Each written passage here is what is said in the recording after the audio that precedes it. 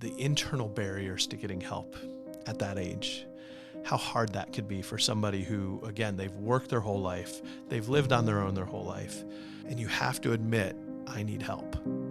How difficult that can be. And I think, listening to some of our guests, one of the things that's most heartening to me is the way they describe being received, the way they describe being invited to be part of a community, to be part of a family, that they were welcomed. And I think that's so critical, right? That when shame can be a very real barrier to reaching out and saying, can you help me? The way you're received is a huge part of the solution.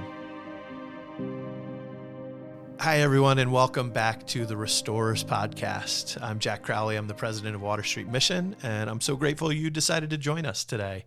My co-host is Rick Rutter. He's the pastor at Crossroads Mennonite. He's got vast experience at Water Street, but also with some other missions on the East Coast, up in Scranton, Wilkes-Barre, and Nashua, New Hampshire. And he's a good friend, and so excited. Thanks, Rick, for joining us. My pleasure. And today we're going to be talking about kind of a new trend that we're seeing a lot. It's not totally new, but we're seeing growth. Mm-hmm. We're seeing more and more people coming through our door and experiencing homelessness for the first time who are of that older generation, 55, 60, 65. We have a couple individuals here in their 70s who are staying with Water Street. We're not alone. Right. It's a trend that's happening everywhere. So we're going to listen to a couple of our guests who would be in that older demographic, hear a little bit about their experiences, and then talk and react to that. Okay. You up for it? Sounds good. All right. Thanks for joining us, and here we go. Yeah, so originally I came here because I was homeless. And I was 69 at the time, so I'd never been homeless in my life. All my friends that I had that I was very close to in the 50s, they all died within a year and a half, 5 of them. So I stayed with my son in Philly. Then I kept looking back here for places, not finding anything. I stayed in a motel 1 or 2 nights, and then I wound up here anyway. When I first got here, I was very nervous. I kept to myself a lot for the first few weeks. I've learned that first, you're a child of God, and that God loves you no matter what, and where there's life, there's hope. There's a lot to unpack there. Yeah. I think the thing that hits me first is 69 years old. I've never been homeless before. I can't even imagine what it would be like to have lived your life. And obviously she's a mom. Mm-hmm. She's raised at least one child, and been on her own, been independent, sufficient, and whatever that turn of events, at 69 to be facing something like that. To find yourself at that stage of life with no one, and we recognize as people get older that people pass away, your friends, but to find yourself at that place where you've had these social networks, they're gone. Mm-hmm. And where do you find the space or the place to connect and replace those networks? And if you don't have them, then, for someone who's never experienced homelessness before, it can be confusing, it can be frustrating. And, I was just thinking when she said she was 69 years old, I was just like, my heart just stopped. Like, what? I'm not that far away. Yeah. What would it look like, and how would I respond? And how are we, as a pastor, like, do we even think about like that aspect of homelessness? And right. And we do, because there are some people in our congregation that we're walking with. Sure. But yeah. And I think so. Back to that concept of the social networks that help us through those rough times, right? And it sounds like she had that. Mm-hmm. She had close friends that she did life together with through her 50s. And we've talked about that you and I have talked about it. We've talked about it on this podcast multiple times about, it's not just about material poverty. It's not just about, losing the job, losing the income, having a major health disruption that leads to a financial crisis. that's not necessarily the only thing that has to happen to lead to that, because you and I both know, like if we were faced with that situation right now, our next stop wouldn't be the street. Right. And even for her, it wasn't. It was with her son for a while, but we don't know the dynamics. Like, was he capable of providing space for her? Could he afford it? You and I, if I lost my job tomorrow and had no income, had no savings left, I have a network of friends. I have a network of family. I have people who would help lift me up. Mm-hmm. That will shift over time. Yep. Naturally. As I get older, the number of friends, the number of connections that are available to help me through that season are going to diminish. And in her case, 5 friends dying within a few year period, and then she faced this crisis and had nobody to turn to. Yeah. I think that's the dynamic that just feels different, right? And is one of the things that may be contributing. People are living longer.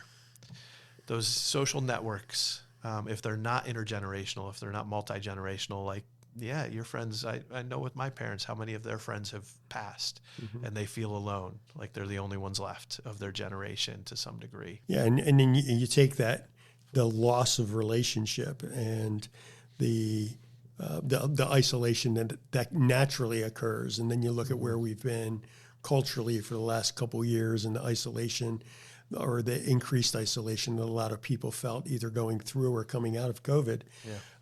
And yeah, it just exacerbates that whole situation of like, what do we do? Like, how do we find space? Yeah. So how big of an issue is this? I think, so before we listen to our next clip, a couple things that we're seeing here at Water Street, I was mentioning earlier off the air, I looked at our own roster of our shelter recently, and 10 of our guests in our emergency shelter were over the age of 60. There was a significant number in our residential ministries that were over the age of 60 at the same time. We're seeing a higher and higher percentage. Nationally, that segment's growing. About 20% of those experiencing homelessness are over the age of 55 years old.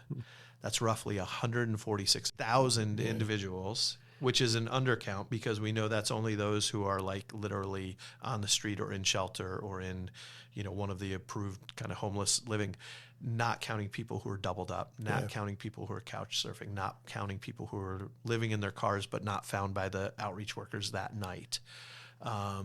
So we know it's even more than that. Sure. And we're seeing that trend here at Water Street. I think I first noticed probably a little bit before COVID, was when we started really seeing more and more older individuals showing up at our door homeless for the first time. Mm-hmm. So this next clip is one of our guests who actually just turned 64 after arriving at Water Street. And we're going to hear a little bit of his story. I was living in Philadelphia, was having a hard time finding a job, so that I moved back to Lancaster, moved in with my mother who was kind of losing things physically, and then stayed with her up until she passed back in 2023. And then again tried to find work and that sort of thing and couldn't. And then that's how I ended up here. I had paid like the last month that I could afford in the apartment that I was in, and then actually stayed with a friend for a little bit and then came in here. And everything, like I said, I had no clue what to expect. I've gotten, the Social Security, I have the finances in line through Joe and Ann at Career and Finance. And now with, the time that I have left here, I want to work on the spiritual part of it, getting closer to God, which I have a relationship, but I want it to be stronger than what it is right now. One of the things I was thinking about is the lack of advocacy, right? Is the lack of a voice for somebody to speak in, and especially for some of our seniors who might be having some memory issues. Or some physical or emotional struggles, is if they don't have someone that can advocate for them or advocate well for them, then it's become so much easier for them to slip through the cracks. Yeah. If you've never had to rely on any of the social network, the social safety net, and some of those subsidies, and that could help you remain in place, that could help you weather those storms. But if you're not familiar with it, it's not easy. Mm-hmm. And let alone that first step of humility that it takes to go out and see what you might be eligible for. I know we've experienced that with some of our guests that show up, and like there were missed opportunities along the way just because they didn't know. They never expected to be in a position where they would have to depend on some of those supports in the short term, and then it becomes more of a permanent issue because they didn't have them in place. There was some hope in his there was some hope in his story. But it's also cool to hear some of the practical steps. Like he's been working with Ann and Joe in career. So that's a whole nother thing that maybe we'll touch on in a little bit. Career and financial services, typically, hey, isn't that about helping people find jobs, find right. their, how are they, like, what are those skills and passions, and can we find the right job for them? Not just something that's going to pay minimum wage or even pay the bills, but something that's going to be life-giving. That's what we normally think of with career and financial services, and then helping them manage, like, how do you handle income and budgeting and all that? You don't expect that, 20% of your guests, maybe it's not even about the next job. It's about Social Security. It's about, what are those other resources? Can I get a part-time job that will supplement, but not take away from what I'm eligible for, right, in order to make enough to pay for rent? But I hear hope. Yeah, I think that's where that part of the advocacy piece started percolating in my mind, was around Joe and Ann, and the different role that they take with our senior guests over the role they would take with somebody in their 40s and 20 years of work life ahead of them. Yeah. When you meet those kind of immediate pressing needs that are just like basic life necessities, then we can go to the deeper things. And I love that he feels the freedom while he's here. He's still got a season in residential. He's got some of these things established.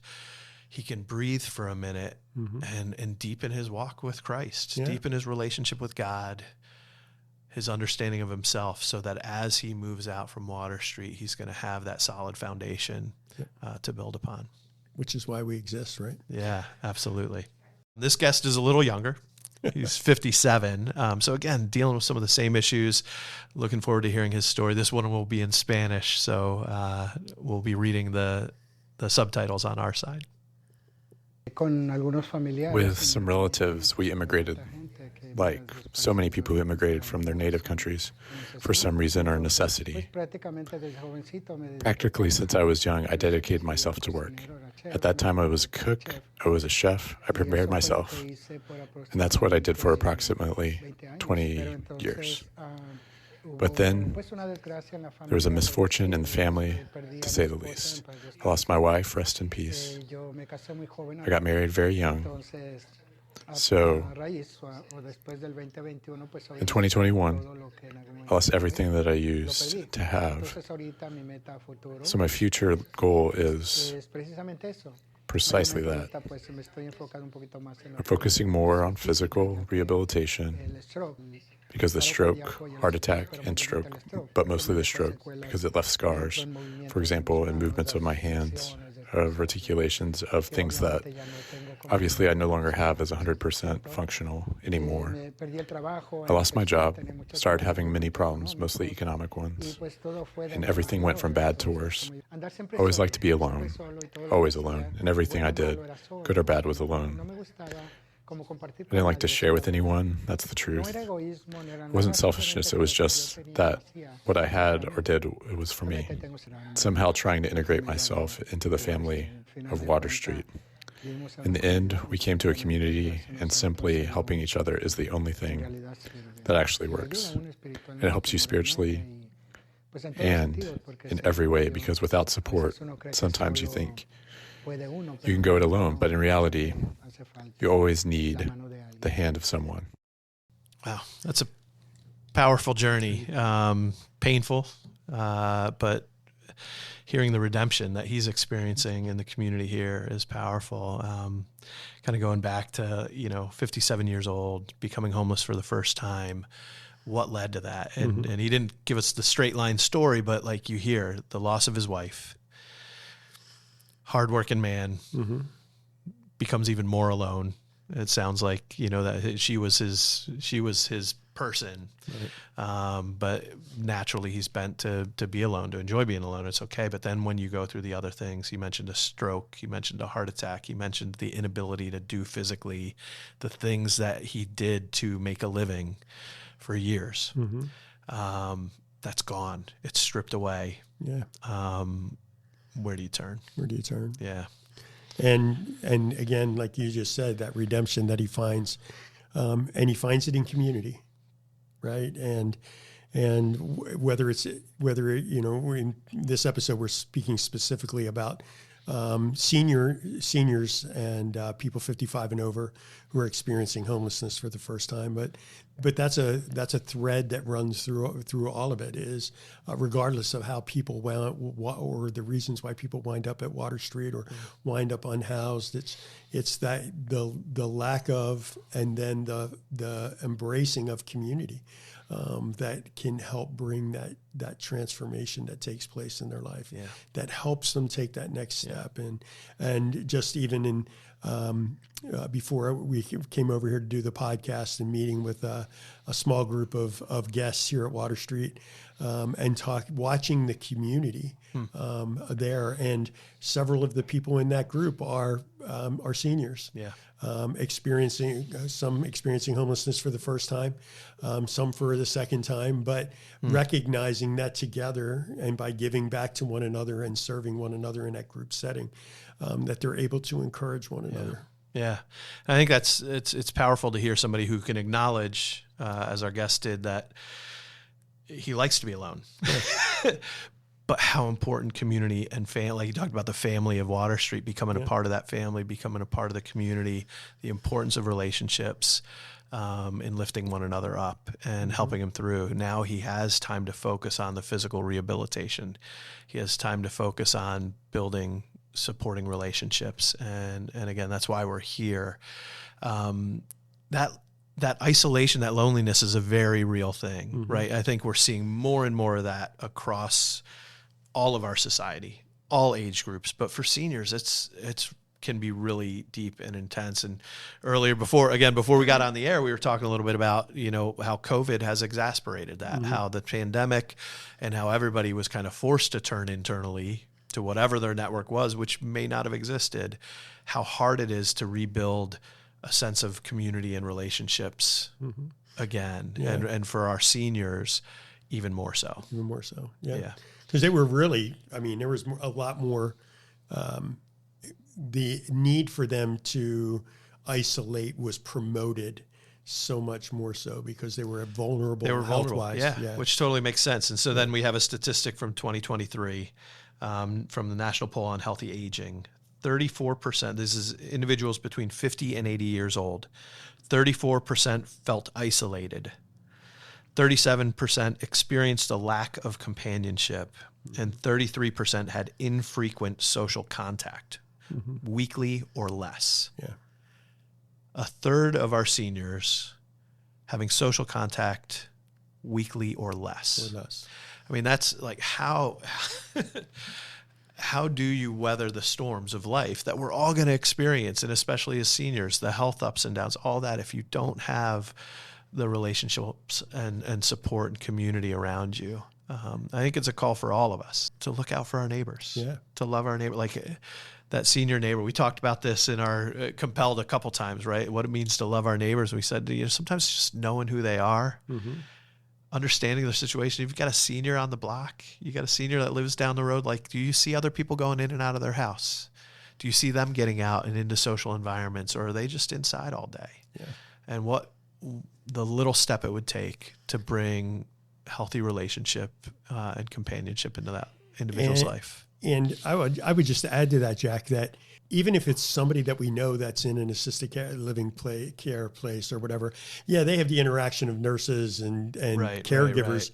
That doesn't replace the social connection that they need. Right. Even the value of, hey, somebody outside of this place is thinking about me. Yeah.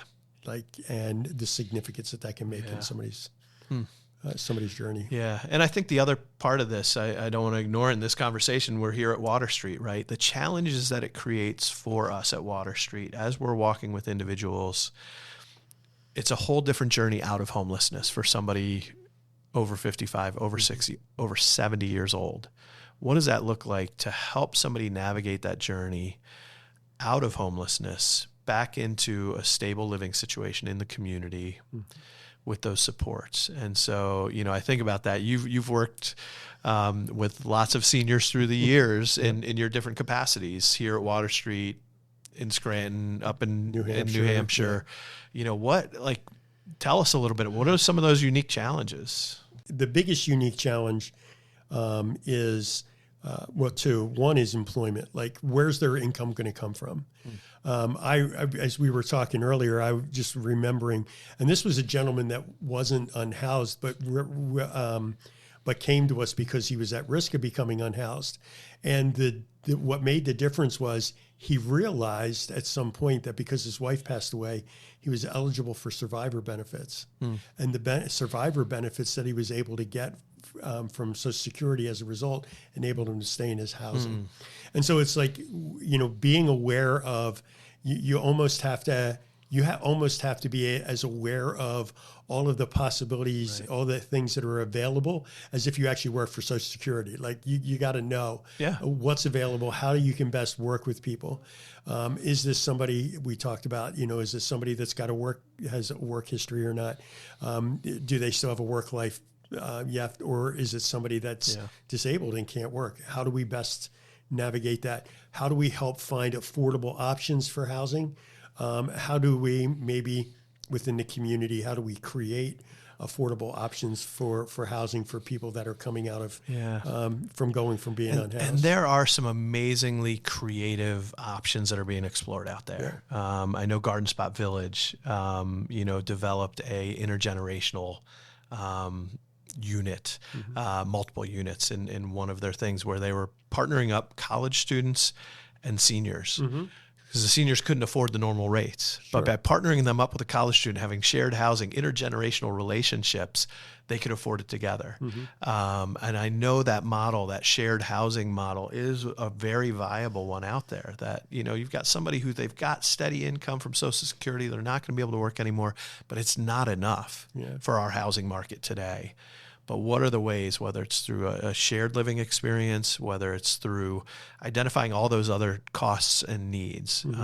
So if 80% of my Social Security is going to go to pay my rent, how am I going to make it with all the other things? Right. And so if you come to our outreach ministries on any given day that we're doing food distribution, I don't have the stats in front of me, but I could tell you probably close to half or more of the people walking through that line are over 55 years old. Right. It's part of balancing that. So like my work life, my income isn't what it used to be, isn't going to grow necessarily. So how am I going to make it through? And it is partnerships and those other resources, and knowing how to access them, where to access them, having the relational support to get there. Yep. There's an opportunity here for the church. There's an opportunity for the community at large to say, hey, we know that there are people that are coming through Water Street or through Clay Street or whatever that are experiencing, that are unhoused, experiencing these things for the first time. And they're going to need community when they leave. Yeah. Because that's the other part of the challenge that I saw was when we had seniors leave the Southern New Hampshire Rescue Mission when I was there. When they left, they kept coming back to us because they didn't have any other community within the community that they connected with. Right. And until there were several that we got connected with, the local church down the street, and then those relationships took place. But helping people who are coming out of this situation navigate back into community isn't just about income and housing or employment and housing, but also where do they find that sense of community and how can we help them connect? Yeah. I think one of the other things that this topic brings to my mind is the internal barriers to getting help at that age. How hard that could be for somebody who, again, they've worked their whole life, they've lived on their own their whole life, and you have to admit, I need help. How difficult that can be. And I think, listening to some of our guests, one of the things that's most heartening to me is the way they describe being received, the way they describe being invited to be part of a community, to be part of a family, that they were welcomed. And I think that's so critical, right? That when shame can be a very real barrier to reaching out and saying, can you help me? The way you're received is a huge part of the solution. And so, like, I love that Water Street is focused on, you are loved by God. You're created in his image. You are loved by him. And that's the message that our guests are hearing and experiencing is such a big first step. The issues are complicated.